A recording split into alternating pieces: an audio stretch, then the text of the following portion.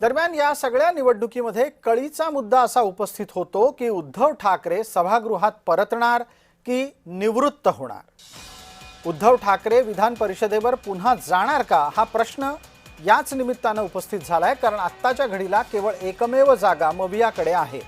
उद्धव ठाकरेंनी निवृत्तीचे संकेत दिलेले होते। The encounter with Vrushali Kadam या कार्यक्रमामध्ये त्यांनी केलेलं या निवृत्तीच्या संदर्भातलं वक्तव्य आता आपण पाहणार आहोत।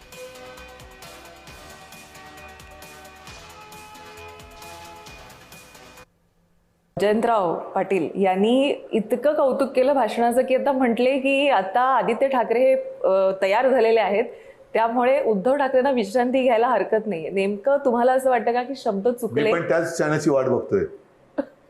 मला पण तोच क्षण मला पाहिजे, विश्रांतीसाठी नाही, एक स्वतःचं आयुष्य जगायला।